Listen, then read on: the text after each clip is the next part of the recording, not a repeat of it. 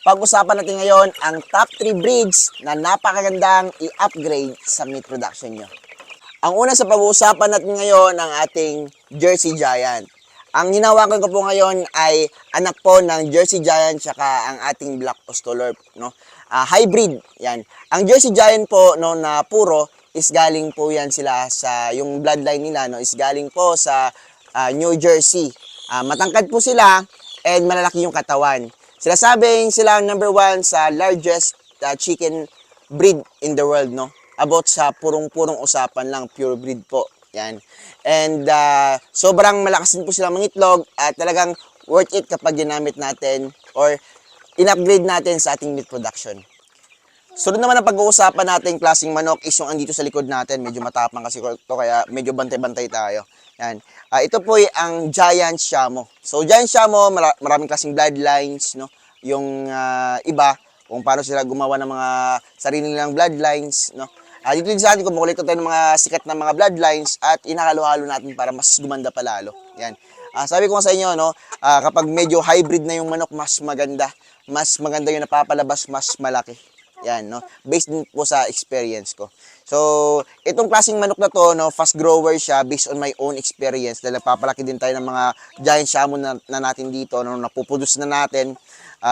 Sobrang bilis nilang lumaki. And fast grower sila kahit morning lang pinapakain. So how much more na lang kaya kapag night and day na tayo napapakain for meat production natin, no? Mas maganda to ipares natin sa native natin soon to upgraded, no? Mga heritage natin ipares din natin, no? Para mas mapabilis pa yung harvest and solido yung katawan ng ating mga alagang manok. So medyo suplado tong si B1.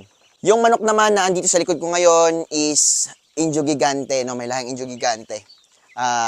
Napakatangkad po, no, sa edad na 4 months old. No, by the way, bata pa siya, no, pero masasabi ko sa ngayon, siya na yung pinakamatangkad na babae dito sa manukan ko sa edad na 4 months old. Yan. Indio Gigante to, no.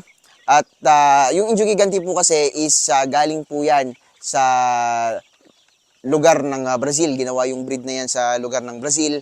And ngayon, sumisikat na rin dahil sinasabi ng iba, ito po yung pinaka-tallest chicken in the world, no? About sa tallest, ito ata yung pinakamatangkad talagang manok, no? Na nakita ko sa buong buhay ko, itong Indio Gigante na solid. Pero may mga Indio Gigante din po kasi talaga na may napapalabas yung iba, no? Na hindi siya 100%. Dahil nga, lahat naman ng breed, no? Hindi 100%, kahit anong breed yan, may lalabas talaga na maliit. O sa baboy nga, meron napapalabas, yung tinatawag na ihid, no? Naiiwan sila, pero bumabawi din naman kapag lumalaki na. Pero hindi na masyadong nakakahabol doon sa bata pa lang, matangkad na. Katulad ito, no? Bata pa lang to matangkad na. Soon, gagamitin natin to for breeding dahil nga sobrang solid nito, no? At mas fast grower siya kumpara doon sa Giant Shamo. At maganda yung pamitan, maganda yung forma. Kahit may kamahalan tong manok na to, worth it yung pera mo. Dahil nga astig kapag meron ka ganitong klaseng manok. Sobrang, para sa akin, no, sobrang maganda lang, the best lang sa feeling na makahawak ng ganito, ka-quality manok, and ganito kagagandang manok. No, babae po yan, no? Yan, paano na lang yung mga anak na lalaki nito?